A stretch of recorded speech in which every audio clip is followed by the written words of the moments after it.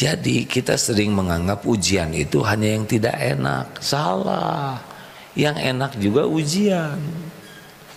Senang, susah, dipuji, dicaci, lapang, sempit, sehat, sakit, dihormati, dihina, dihargai, dimuliakan, difitnah. Ini sama hadirin. Jadi bagi kita tuh dua-duanya tuh ujian. Tidak berdoa karena Allah Maha mendengar, Allah Maha dekat, Allah nyuruh berdoa, Allah janji akan dikabulkan. Takdir itu bisa berubah ke takdir lain, syariatnya lewat doa. Doa itu adalah ibadah yang sangat mulia. Doa itu ibadah yang sangat disukai Allah. Orang yang banyak doa makin disukai Allah.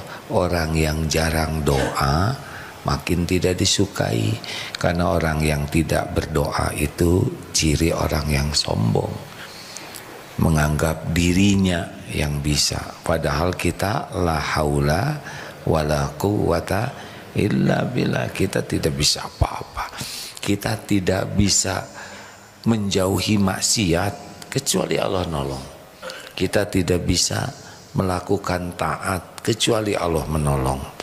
Kita tidak bisa mendapatkan apapun yang terbaik kecuali Allah nolong. Dan salah satu di antaranya adalah doa.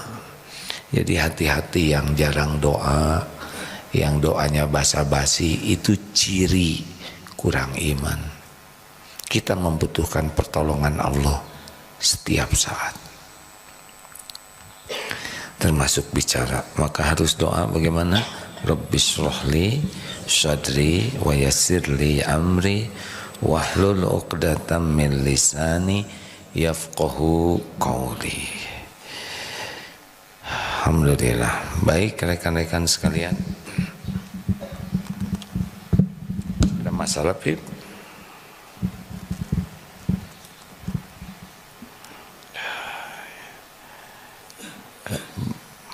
Ada tamu dari MT Al-Ikhlas, Masya Allah. Ini Bu, santri sudah pulang semua, libur. Jadi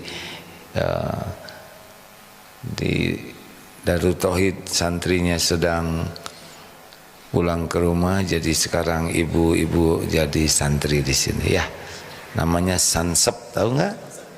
Santri sepuh ya.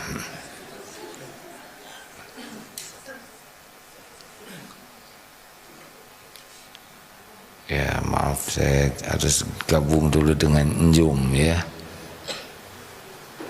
Sebentar ya, maaf.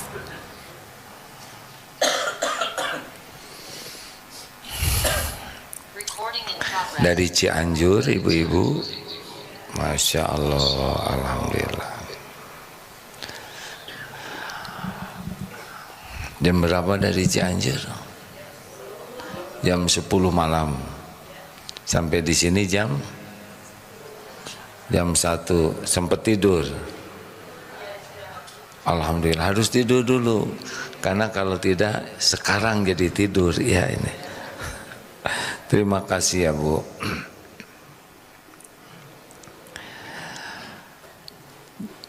Jadi dalam hidup ini sudah pasti akan ada ketidaknyamanan. Kalau kita hidup ingin nyaman terus, tidak mungkin. Tidak mungkin. Dalilnya apa? Al-Anbiya ayat 35. A'udzubillahi minasyaitonirrajim. Kullu nafsin dha'iqatul maut. Setiap yang bernyawa pasti merasakan maut. Wa nabluukum bisyarri wal khairi fitnah. Dan kami mengujimu dengan keburukan dan kebaikan sebagai cobaan yang sebenar-benarnya. Jadi sudah pasti ada ya ketidaknyamanan. Wa ilaina turja'un, dan kepada kamilah kembalimu. Jadi sederhananya begini, hidup ini nunggu mati. Selama nunggu mati diuji. nanti semuanya dinilai oleh Allah, dibalas dengan sempurna oleh Allah. Jadi begitu saja. Jadi kita sering menganggap ujian itu hanya yang tidak enak. Salah. Yang enak juga ujian. Senang, susah, dipuji, dicaci, lapang, sempit, sehat, sakit, dihormati, dihina, dihargai, dimuliakan, difitnah. Ini sama hadirin. Jadi bagi kita tuh dua-duanya tuh ujian. Kemudahan dengan kesusahan tuh sama. Sama-sama bagus. Mana yang lebih berat ujiannya? Kenyamanan atau kesusahan? Jadi lulusnya itu adalah ketika semakin dekat dengan Allah. Kalau orang diberikan sesuatu jadi dekat dengan Allah, berarti dia benar menyikapinya. Tapi diberi sesuatu jadi jauh dari Allah, nah itulah yang rugi.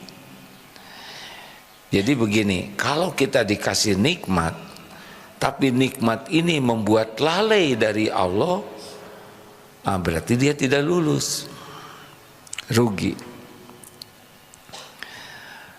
Naik pesawat, lancar, enak, gak ada gangguan. Apa yang dilakukan penumpang? Ada yang tidur, sebagian nonton video, sebagian pakai headset entah dengar apa, husnuzonnya dengar murotal Quran. Mudah-mudahan kita harus husnuzon terus. Tapi kenyataan mungkin ada yang sibuk dengan lagu, ada yang ngemil, ada yang baca Quran. Tapi sedikit yang baca Quran. Tetapi ketika ada goncangan,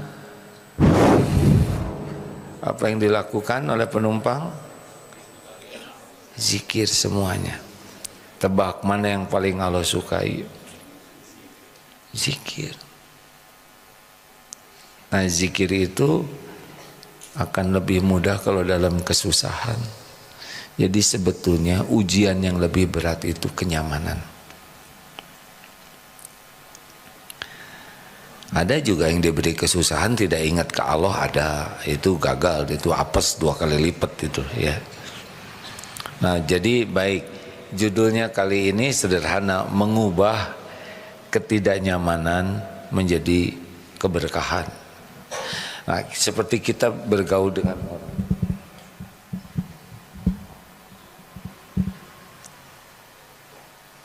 Ini isyarat, maksudnya tisu kok nggak ada, tapi kan tidak boleh nyuruh. Sebisa-bisanya jangan menyusahkan orang lain. Jadi saya gini aja, doh kan ya, beginilah ya, coba bisa diamalkan. Jadi kalau gitu aja langsung, maaf ya, berbahagialah yang tidak pakai kacamata, tidak usah dilap matanya, betul tidak? Kenapa dimasukkan ke saku? Karena tidak boleh buang sampah sembarangan, simpan sampah pada tempatnya ya. Sampai di mana tadi? Tuh kan nggak ada yang ingat ya. Mengubah ketidaknyamanan. Buya Hamka, semoga Allah memuliakan, menyayangi beliau, di penjara. Ini bukan karena kesalahan beliau, karena situasi politik syariat, tapi sudah qadarullah, sudah tertulis di Lauh Mahfud, bakal diuji dengan di penjara. Di penjara ini tidak nyaman hadirin, tapi mengubah ketidaknyamanan melahirkan tafsir. Kitab tafsir apa Buya Hamka? Al-Azhar.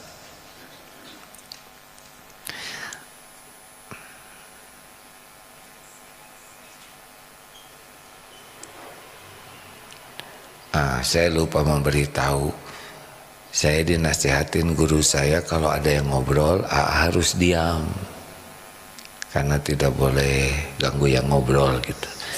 Siapa tahu obrolannya penting. Kita harus berbaik sangka terus hadirin. Misal ketemu lewat seorang bau rokok nih, ngerokok ya, nggak boleh. Oh, mungkin beliau sudah berada di tempat yang dipenuhi asap rokok sehingga nempel. Begitu. Jadi cari terus alasan untuk berbaik sangka. Misal saya lihat ibu-ibu yang ngobrol ya, saya itu ibu-ibu tuh ngerobrol wae, nggak boleh. Siapa tahu obrolannya sesuatu yang penting yang tidak bisa dihindari. Makanya saya diam. Selesai itu ibu-ibu pada lihat ke saya, kenapa diam ya? Nah, jadi tidak ada yang sakit hati, betul tidak? Halo, mengubah ketidaknyamanan menjadi sesuatu yang membawa kebaikan. Buya Hamka di penjara, beliau menghasilkan karya. Ada juga seorang ya di Indonesia ini, ibu-ibu, saya tidak menyebut nama tanpa mengurangi rasa hormat ya. Beliau ditangkap dan di pengadilan ngaku salah, di penjara. Di penjara menghafal Quran, mempelajari agama, padahal beliau mu'alaf. Keluar dari penjara, Qurannya sudah banyak hafalannya. Bahkan keluar dari penjara malah diundang ke sana sini, dimintai nasihatnya, ilmunya. Berapa banyak yang di penjara, berapa banyak yang mengubah situasi itu menjadi hal yang positif. Kenapa ibu-ibu belum hafal Quran? Karena belum, gak boleh istighfar. Istighfar. Siapa yang nyebut belum di penjara? Cukup satu patah kata bisa diijabah loh Bu. Istighfar. Yang istighfar katanya. Yang mancing-mancing. Ya astagfirullahaladzim. Benar saya mancing hadirin. Saya juga rada mengharapkan ada yang ngomong itu ya. Astagfirullah. Ibu belum hafal Quran bukan karena belum di penjara, tapi belum menghafal. Sederhana. Makanya jangan mancing-mancing dong. Ya saya salah ya, puas begitu kan. Begitulah hadirin, biasanya kalau kita salah tuh suka ada yang dicari kambing hitam ya. Lanjut. Nah, kita akan menghadapi ketidaknyamanan dimanapun kapanpun. Sebetulnya ya kenyamanan itu membuat kita stuck ya. Banyak orang yang tidak berkembang karena suasananya nyaman. Artinya dia tidak bersyukur. Bahaya, hidup nyaman terus itu bahaya. Bisa membuat bebal. Tahu bebal? Ya, biasa makan enak, dilayani.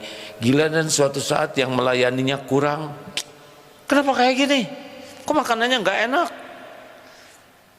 Coba biasa yang makanannya kurang enak, dikasih enak sedikit aja, syukur. Ada orang dikasih uang 10.000 saja syukur. Aduh, nuhun. Ketika ada yang membagikan makanan, sudah habis tuh antriannya, makanannya sudah hampir habis, antrian masih ada. Yang tersisa hanya tinggal nasi dan kuahnya.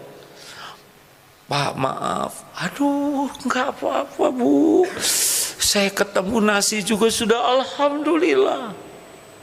Hanya nasi dengan kuah. Semua yang di sana nangis. Berapa banyak makanan enak di rumah, segala ada dan tetap tidak bersyukur. Benar?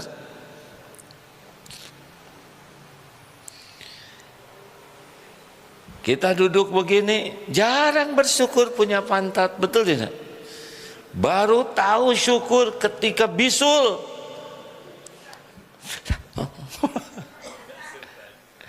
Dan bisul sembuh. Masya Allah. Qadarullah, pernah diberikan oleh Allah takdir tulang ekor gak tahu lah, pokoknya mas sakit, gak tahu bengkok atau bagaimana. Lama itu Pak, duduk begini tidak enak, sakit, miring, kelamaan miring jadi sakit pantat yang ini. tidur miring, telentang tidak bisa, naik pesawat kelas bisnis bayar mahal, duduknya begini, sakit tulang ekor. Ketika sembuh, alhamdulillah. Jarang kita mensyukuri nikmat duduk, kecuali sudah tahu nikmat sakit atau dihilangkan nikmat itu oleh Allah. Benar? Nikmat itu ujian. Dalilnya apa? Ajaban li amril mu'min inna amrohu kullahu khair. Makin kuat iman, makin menakjubkan. Apa? Karena semua urusannya itu jadi baik. Walaisa dzalik li ahadin illa lil mu'min. Dan tidak ada yang bisa begitu selain mukmin. Jadi makin kuat iman, urusan itu jadi kebaikan aja. Mau diapain aja. Termasuk dibunuh sekalipun jadi kebaikan, syahid. Makanya yang penting terus menaikkan iman. Al mu'minul qawi khairun wa ahabbu ilallah minal mu'mini dhaif. Mukmin yang kuat lebih baik dan lebih dicintai Allah dibanding yang lemah. Kenapa lebih baik? Karena kejadian apapun jadi kebaikan. Akhlaknya lebih baik, hidupnya lebih bahagia. Dan itu bukan karena senang terus, tapi karena mensyukuri sekecil apapun kebaikan dan bersabar sekecil apapun, sebesar apapun cobaan.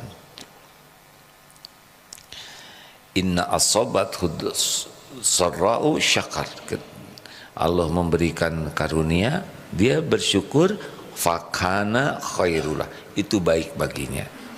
Wa in asobathu darra'u sabar, diberikan kemudaratan, sabar, fakana khairullah. Jadi siap hidup ini dengan yang cocok dan yang tidak cocok. Ketemu orang itu macam-macam sikapnya. Ada yang baik, ada yang sangat baik, ada yang baik, ada yang netral, ada yang kurang baik, ada yang sangat tidak baik. Semuanya adalah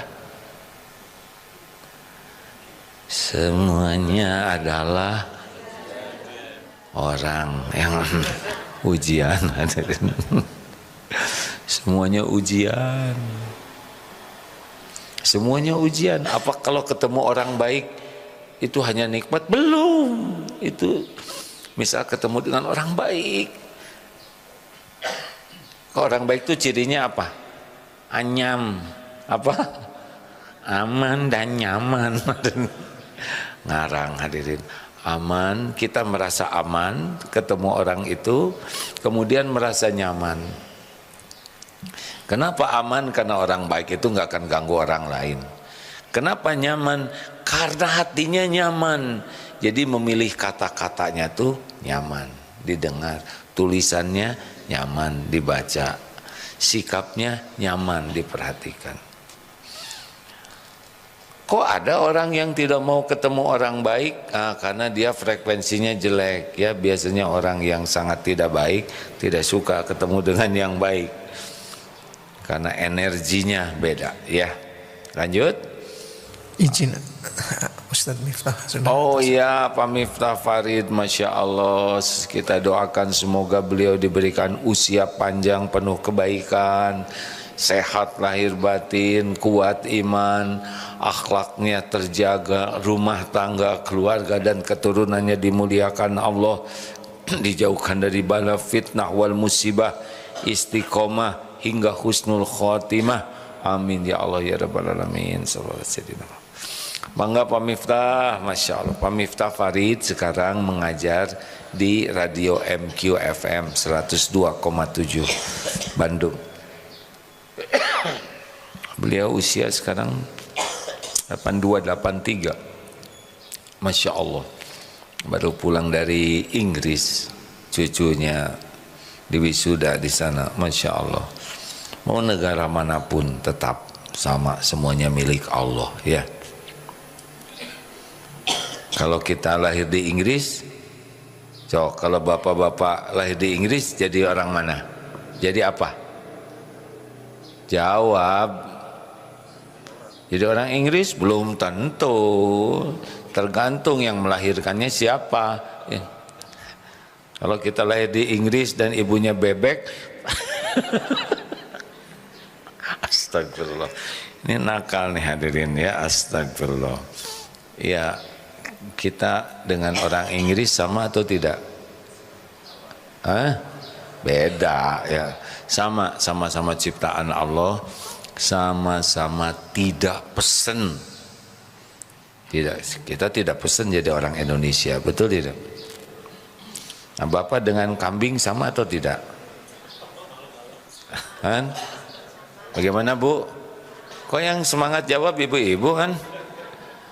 Sama-sama ciptaan Allah, sama-sama tidak pesen. Kambing tidak pesen jadi kambing. Kalau kambing ditakdirkan jadi orang, ya enggak lahir dari ibu kambing. Kalau kita ditakdirkan jadi kambing, berarti kita baru lolos nih ya dari kurban. Tapi pasti kita dikasih makan untuk tahun depan ya. Lanjut. Lupa tadi saya sampai di mana? Sate kambing. Ibu belum makan ya. Jadi kita harus siap, ada juga yang tidak menyenangkan ya, ada orang yang baik.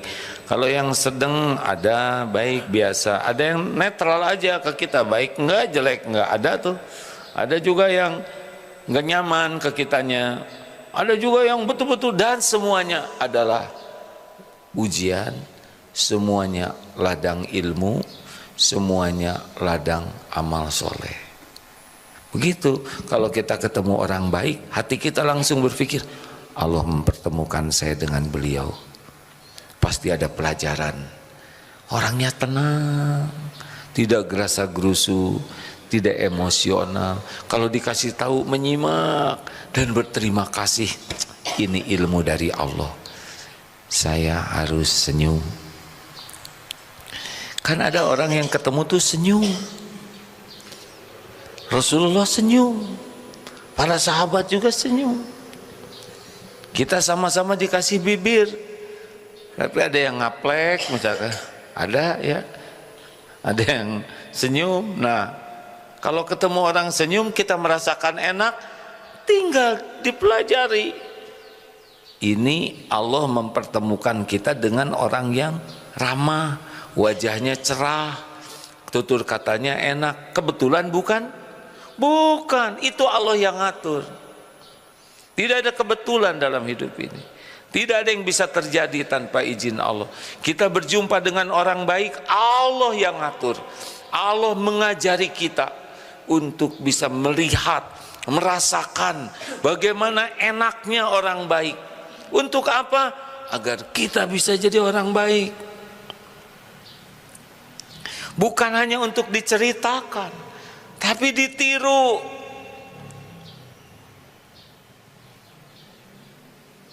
Tidak cukup. Alhamdulillah ya, si ibu itu mah orangnya dermawan banget. Saya pengen ketemu si ibu itu lagi. Bukan begitu. Kalau ketemu orang dermawan, saya ingin jadi dermawan.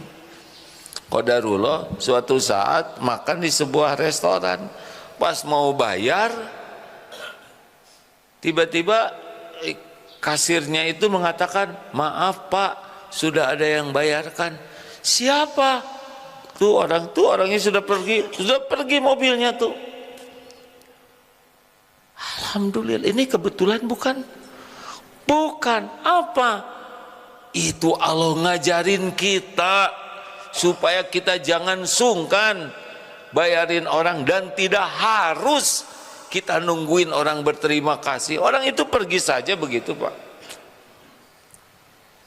Masya Allah. Pertanyaannya, seberapa banyak kita niru kebaikan orang itu? Tapi saya tidak tahu orangnya, tapi kita sudah tahu akhlaknya. Apa yang kita lakukan? Mendoakan. Apa yang kita lakukan? Tiru. Begitulah kalau ketemu orang baik. Bukan hanya untuk diceritakan, bukan hanya untuk senang, wah nanti saya kesini lagi di restoran ini, mudah-mudahan datang lagi dia. Makin ngaco hadirin. Kita yang harus meniru kebaikannya. Jelas?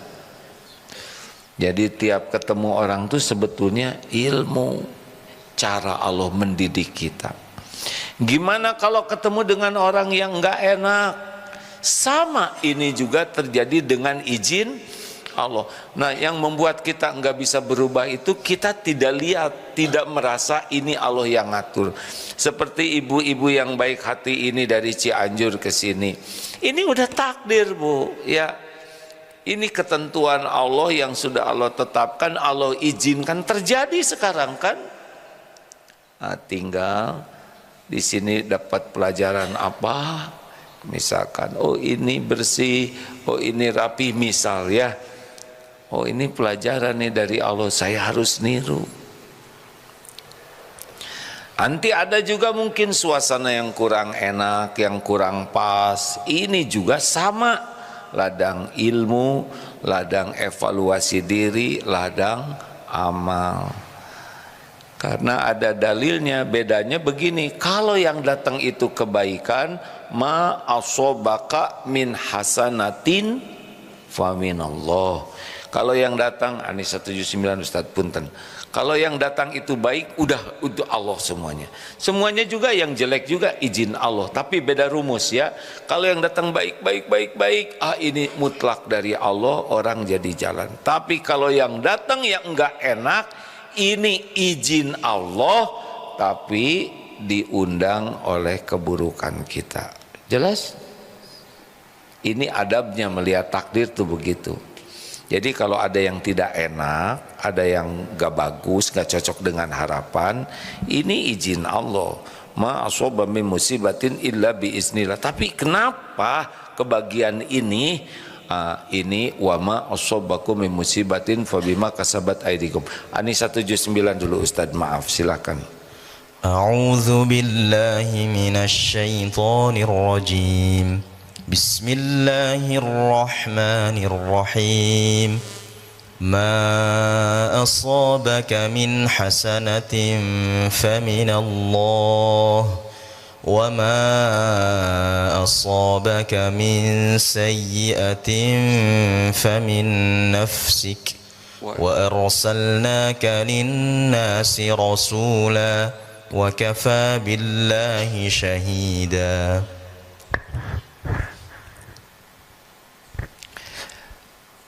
Kebaikan nikmat apapun yang kamu peroleh berasal dari Allah, sedangkan keburukan bencana apapun yang menimpamu itu disebabkan oleh kesalahan dirimu sendiri. Kami mengutus engkau wahai Nabi Muhammad menjadi rasul kepada seluruh manusia. Cukuplah Allah sebagai saksi. Kebaikan apapun yang ada faminallah, dari Allah. Wa ma asobaka min sayyi'atin, nah keburukan yang menimpa famin nafsik, dari dirimu sendiri. Jadi ketika ada orang yang bersikap tidak enak, misal ya, jangan ditiru, monyet lu. Monyet bukan. Jadi jawabannya gimana? Lu monyet, beda tempat jadi beda. Monyet lu. Bukan lu, nggak usah gitu ya. Orang menyebut monyet, izin Allah bukan? Izin Allah bukan. Dalilnya At-Taghabun ayat 11, ma asoba min musibatin illa biiznillah wa may yu'min billah yahdi qalbah wallahu bikulli syai'in alim. Jadi apapun yang terjadi izin Allah. Ini yang terjadi enggak enak, ini izin Allah bukan? Menghina, izin Allah bukan? Dimarah, dimaki, difitnah, dipukul, izin Allah bukan? Izin Allah. Nah, makhluk itu cuma jalan. Terjadinya apa yang Allah tetapkan kepada kita. Karena ini kepahitan, maka kita harus langsung ingat, innalillah wa inna ilaihi rajiun. Sesungguhnya kami semua milik Allah, kami kembali ke Allah. Katakan qaddarullah wa ma sya'fa'al. Itu penting. Ini sudah takdir Allah. Apapun, digigit anjing, terpleset di tangga, kejatuhan, genteng, mangga, atau kemarin ada yang kejatuhan kelapa tuh, ini izin Allah. Tidak ada yang bisa terjadi tanpa izin Allah. Nah biasanya orang nggak lihat, ini kuncinya ya, izin Allah, ini sudah takdir Allah, maka harus ridho. Ya Allah, saya terima takdir ini. Gini ya hadirin ya, kenapa ada orang yang bisa tenang dalam situasi yang tidak enak? Sebetulnya kita semua sama ya. Orang yang tenang juga sama. Jadi kalau ada sesuatu yang tidak enak, mekanisme normal tubuh kita diciptakan kaget, jantung berdetak keras, lalu pembuluh darah menjadi gimana lah, wajah jadi merah. Kita memiliki namanya lah seperti apa, adrenalin. Nah orang yang tidak tenang itu adalah yang ketika adrenalinnya meningkat karena suatu tekanan bentuk apapun, dia bereaksi. Nah ini tidak ada delaynya, jedanya. Jadi ini yang membedakan orang tenang dan tidak tenang tuh Pak. Nah orang yang tenang sama dengan orang yang tidak tenang itu juga sama, ada naik, ada tersinggung, ada berbagai hal, tapi dia bisa membuat delay.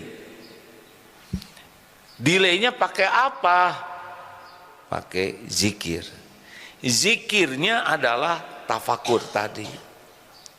Ini takdir Allah. Nah itu mendelaykan. Makanya disebut alladzina idza asobathum musibah qalu inna lillahi wa inna ilaihi rajiun. Jadi orang sabar itu adalah yang ketika ditimpa musibah dia langsung ingat ke Allah. Ini mendelaykan. Orang kalau ada apa-apa enggak ingat Allah, jadi reaksinya langsung ke makhluk. Betul? Betul tidak? Monyet apa nyun misalkan ya, nyun tuh manyun. Orang set bereaksi keluar, kan begitu. Nah orang yang tenang itu, yang sabar, bereaksi langsung nyambung ke Allah. Nah secara syariatnya begitu. Jadi mekanisme tubuhnya ada delay. Makin lama delaynya sebetulnya makin bagus. Isinya adalah zikrullah. Ini takdir Allah. Saya ridho ya Allah dengan takdir ini.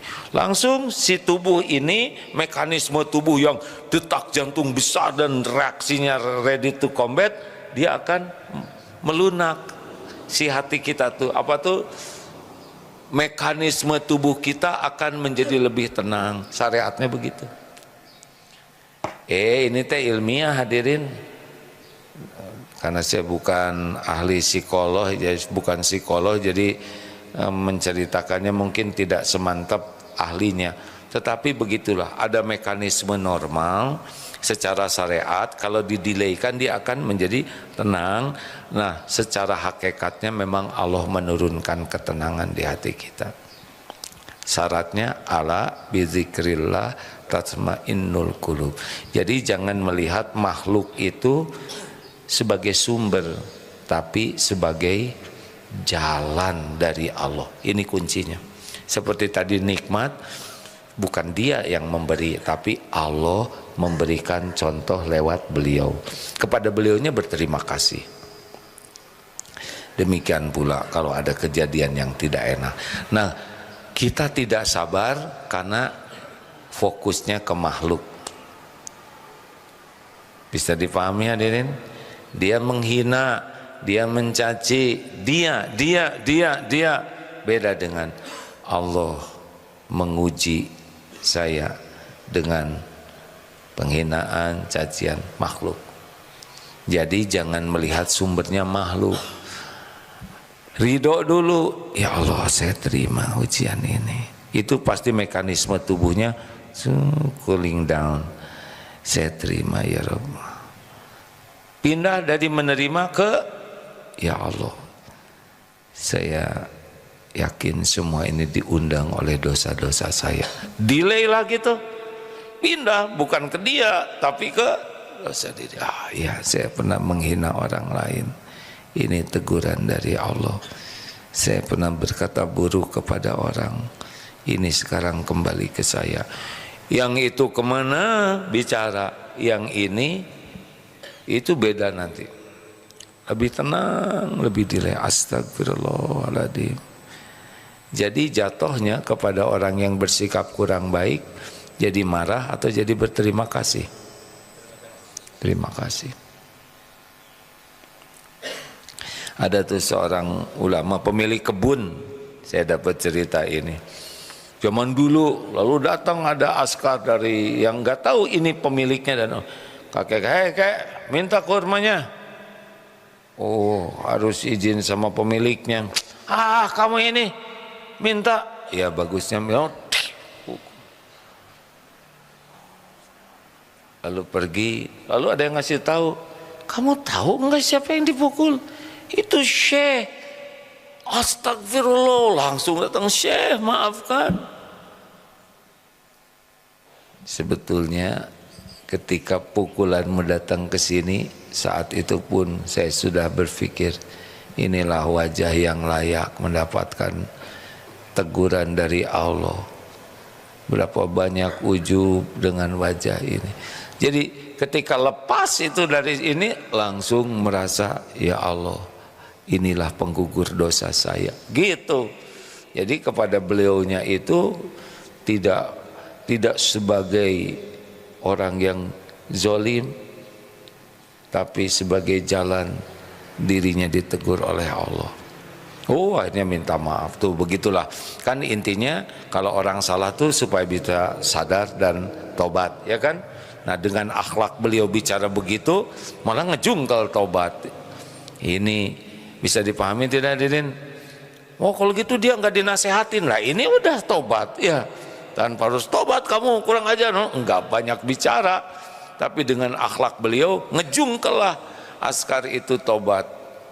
Coba kalau kita kan tabok lagi, dia tobat enggak, benyut kita ya enggak. Tidak harus seperti itu, hadirin, kondisional ya.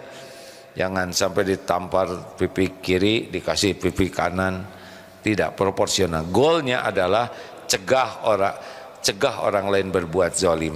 Nah, untuk makom beliau, akhlak beliau seperti itu bisa membuat orang berubah. Lalu apa yang harus dilakukan? Nah, jadi kalau ada situasi yang tidak enak, bawa ke taubat. Ya Allah, ini secara mekanisme tubuh akan mendelaykan ini, meredakan semua emosi. Nah, secara ruhiyah kita istighfar itu adalah menurunkan ketenangan. Inilah yang akan melahirkan akhlak yang baik. Kita akan menyimak dengan tenang. Jawab dong. Ya, saya sedang menyimak dan berusaha memberikan jawaban yang paling baik. Kan ada yang serba salah. Kita ngejawab, mau jawab aja misalkan. Ya kan Pak, begitu Pak? Kok mengangguk sih Bapak? Dikit-dikit dijawab, dikit-dikit dijawab. Kalau diam, jawab dong.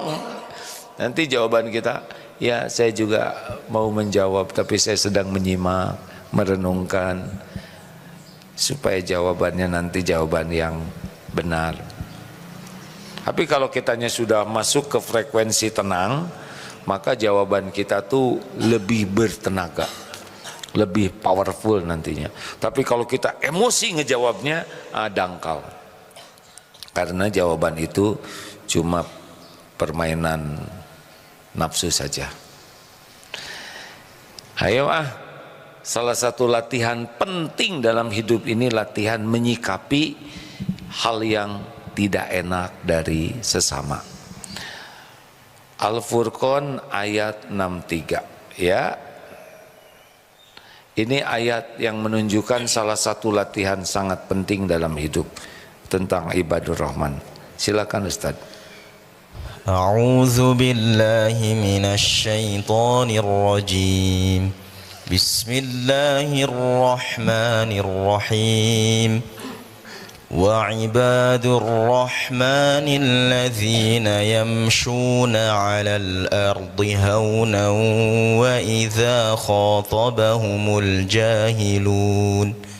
وإذا خاطبهم الجاهلون قالوا سلاما.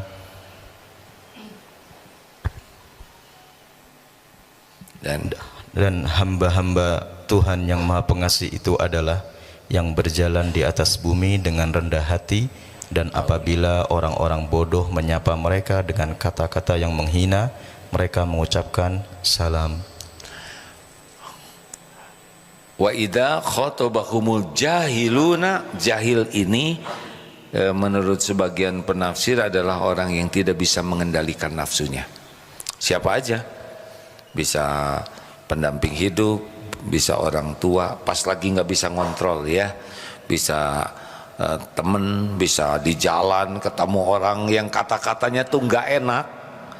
Nah, ini akan terjadi pada diri kita, dan itu dalilnya Al-Furqan ayat 63. Perintah Allah adalah qalu salaman. Jadi perkataan kita tuh harus perkataan yang mengandung keselamatan, minimal diam ya. Begitu. Ini menurut hemat Aasi penting dijadikan salah satu target latihan mujahadah hidup kita, latihan menyikapi sikap orang yang sangat baik, baik, netral, kurang baik, sangat kurang baik. Semuanya harus menjadikan sesuatu bagi kita. Kita juga bisa belajar dari orang yang sikapnya kurang baik agar kita tidak meniru. Kalau kita bicara dengan seseorang dipotong terus omongan kita, saya tidak akan motong perkataan orang. Kalau kita ngasih masukan kemudian mentah lagi, kamu aja nggak begitu, saya tidak akan ngasih masukan dengan cara begini. Jadi setiap itu kayak lagi kursus privat untuk tidak berakhlak jelek. Halo? Jadi ibu-ibu bisa belajar privat tidak berakhlak jelek dari suami, Bu. Apa? Coba banyak-banyak. Saya nggak akan kayak gitu. Jangan jadi kembar ya. Jangan jadi peniru, justru belajar. Ingat dulu ada di luar negeri suami istri, suaminya tuh tidak baiklah akhlaknya, dan istrinya selalu mengatakan, saya bersyukur bukan saya yang memiliki akhlak seperti itu. Saya bersyukur bukan saya yang memiliki akhlak buruk. Marah-marah dengan sikap yang tidak baik. Tetapi pada saat yang sama saya tahu kemarahan ini diundang oleh dosa saya. Jadi ada syukurnya, ada tobatnya, ada tekadnya tidak mau niru, ada kesadaran ini adalah penggugur dosa. Ini adalah buah dari kejelekan saya. Nah, jadi luar biasa ya, situasi yang sepahit apapun bisa berubah karena kita memahami ini takdir Allah, ini pasti ada kebaikan di balik semua ini, dan ini ada membawa manfaat.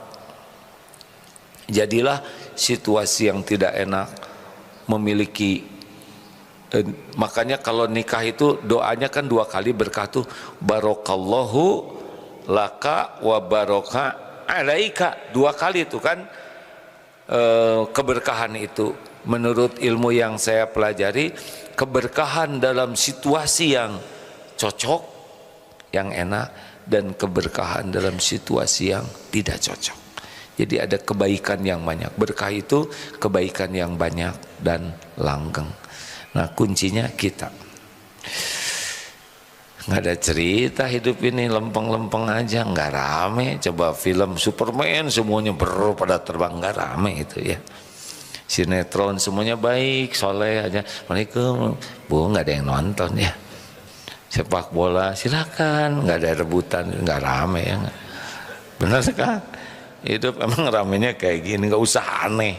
Hidup ini emang masalah. Orang tidak lulus ujian itu bukan karena soal. Orang tidak lulus ujian karena salah jawabannya.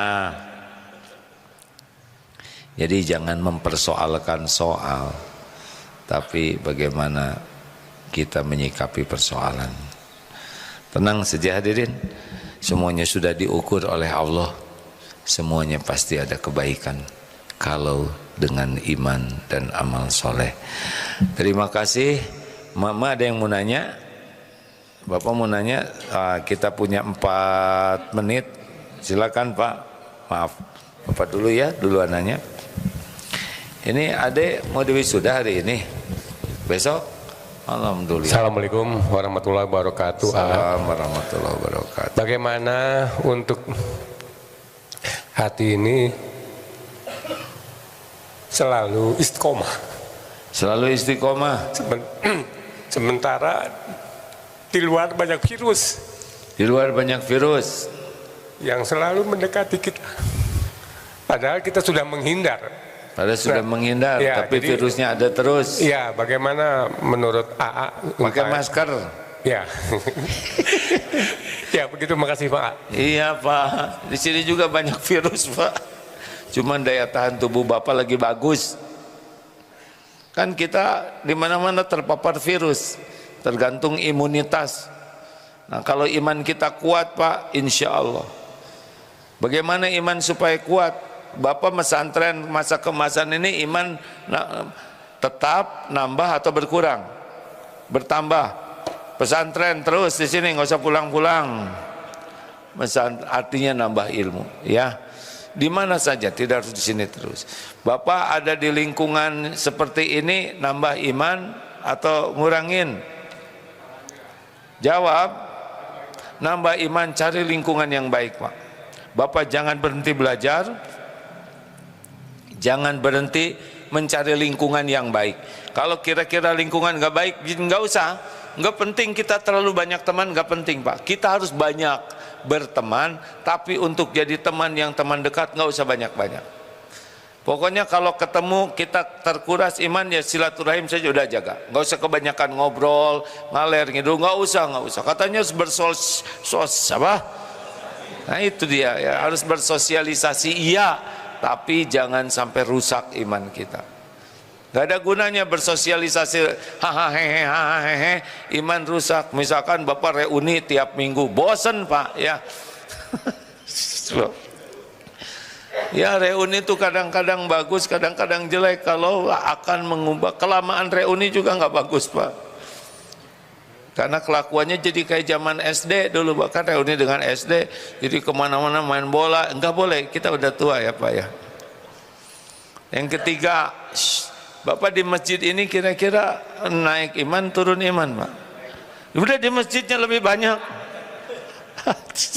Bapak teriak, iya Pak, ini cas Pak, ini bunker kita, di sini paling aman.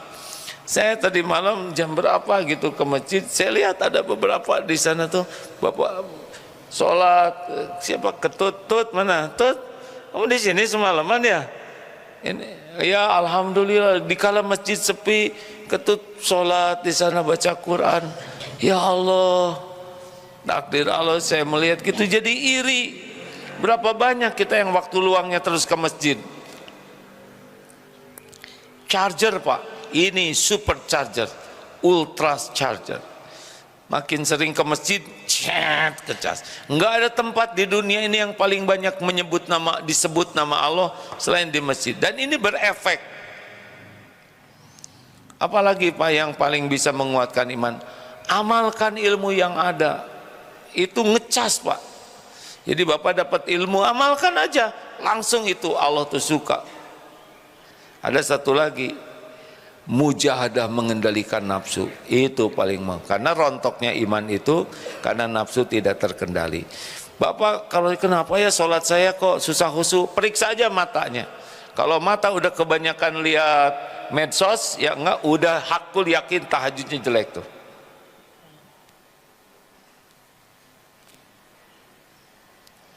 Daripada lihat lawan jenis, mending lihat, bukan lihat beton, lihat Quran. Terima kasih kawan-kawan yang mau ngaji nanti asar Al-Hikam, malam Ma'rifatullah. Silakan datang, semoga setiap langkah mengangkat derajat, perjalanan mencari ilmu sama dengan perjalanan menuju surga. Sepanjang waktu dinaungin malaikat, sepanjang duduk malaikat rahmat mendoakan kita, dan Allah menjanjikan ampunan di majlis ilmu seperti ini. Jangan kaget keluar dari sini banyak dosa yang diampuni oleh Allah. Subhanakallahumma bihamdik, asyhadu alla ilaha illa anta, astaghfiruka wa atubu ilaik. Assalamualaikum warahmatullahi wabarakatuh.